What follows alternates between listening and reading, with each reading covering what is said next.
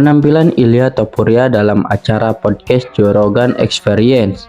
Terus terang, banyak hal yang ia sampaikan terasa hampa dan hanya berupaya untuk membangun citra diri sendiri selama beberapa jam.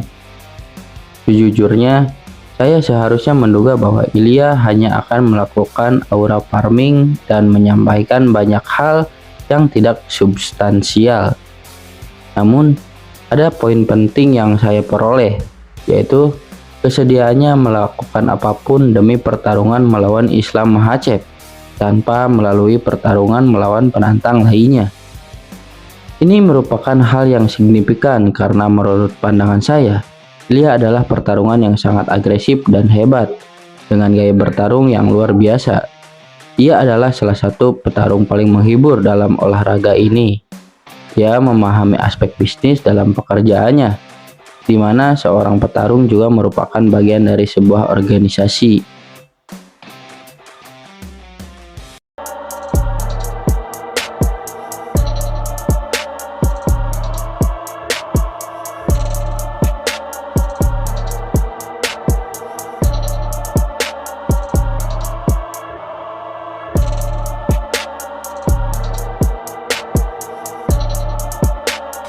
Sebagai perbandingan, perhatikan Kevin Holland yang terus aktif bertarung.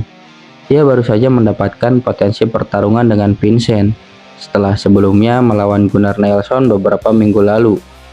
Dia segera kembali bertanding melawan Vincent, menunjukkan keaktifannya sebagai seorang profesional.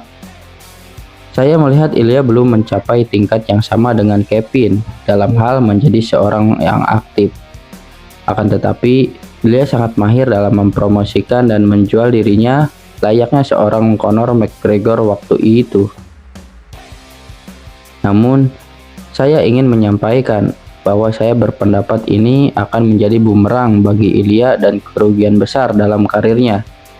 Karena keinginannya untuk pertarungan ini dan kesediaannya melakukan apapun untuk mewujudkannya.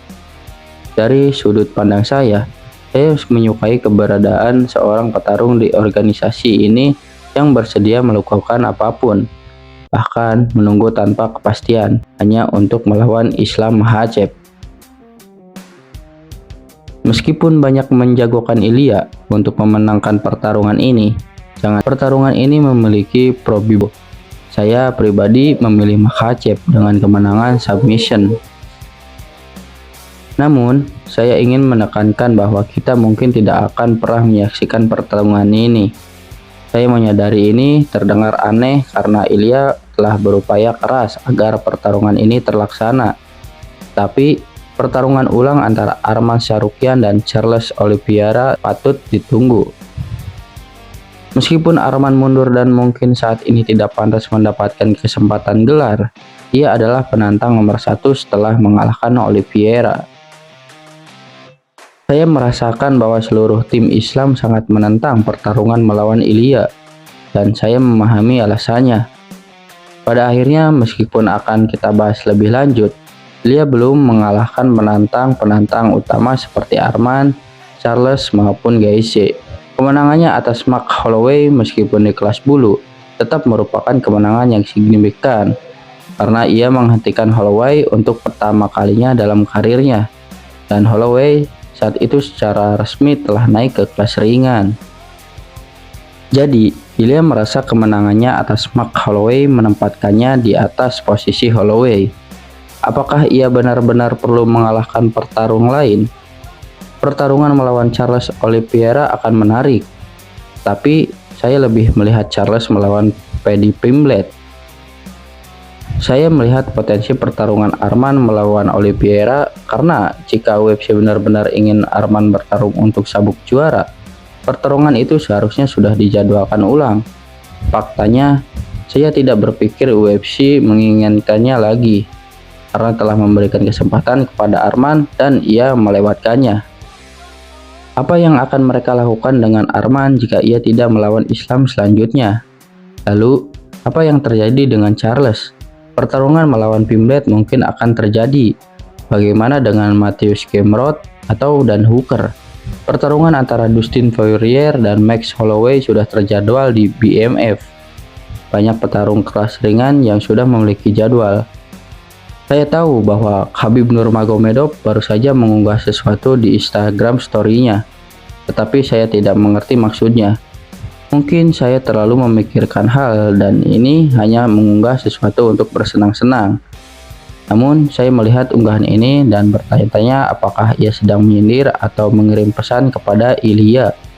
Meskipun demikian, saya ingin kembali ke karir Islam. Disinilah poin pentingnya. Apa yang akan terjadi selanjutnya dengan Islam? Saya melihat GC, Arman, dan Pimlet sebagai 3 lawan utama yang mungkin. Kemudian ada Belal Muhammad, meskipun sulit karena ia tampaknya tidak ingin melawan Islam. Namun, jika kita melihat Belal, ada juga Gilbert Burns, Chuck Della Maddalena, dan Ian Garry. Belal memiliki banyak penantang. Belal sudah dijadwalkan bertarung, dan saya tidak melihat Belal kalah kecuali ia menghadapi Gilbert Burns. Namun, saya tidak yakin apakah mereka ingin menggelar pertarungan itu atau apakah Islam ingin melawan Belal yang akan membuatnya tetap di kelas ringan untuk sementara waktu. Jika Ilya benar-benar tidak ingin melawan penantang lain, maka Arman dan GC akan mendapatkan kesempatan sebelum dia. Jika Arman dan GC tidak bertarung, GC mungkin akan melawan Dan Hooker, dan Arman akan mendapatkan kesempatan gelar seperti yang seharusnya. Tetapi, jika mereka tidak bertarung, Arman akan melawan Islam berikutnya. Kemudian, GC harus melawan Dan Hooker sementara itu, dan pemenang dari pertarungan GC melawan Hooker berpotensi menjadi lawan Islam berikutnya. Atau, kita mungkin akan melihat Arman melawan Dan Hooker sebagai gantinya. Faktanya adalah jika bukan Ilya, Islam akan melawan GC atau Arman berikutnya, dan kemudian yang lainnya. Seperti yang saya sebutkan, ada potensi pertarungan antara Paddy Pimblett dan Charles Oliveira. Pemenangnya akan melawan Islam jika itu Pimblett atau jika itu Charles, Ilya akan semakin tertinggal. Sekarang kita lihat apakah Islam akan melawan Pimblett atau Charles, dan kemudian GC dan Arman. Kita mungkin akan melihat akhir tahun karena Islam akan bertarung lagi di tahun ini. Ketika saya melihat situasi ini, saya merasa jika Ilya tidak melawan posisi 5 besar, ia akan dilupakan. Jika ia tidak melawan Islam selanjutnya atau pada International Featherweight, semuanya akan berakhir baginya. Saya rasa tidak berlebihan untuk mengatakan bahwa jika ini bukan pertarungan berikutnya, maka Islam akan terus maju. Saya menyukai Ilya, tetapi jika ia tidak melawan Islam, Islam akan meninggalkannya. Saya berbicara rasional, Ilya berada di posisi non-ranking. Buat apa Islam melawan petarung non-ranking, kecuali Ilya mengalahkan petarung 5 besar. Islam akan pergi dan melanjutkan hidupnya.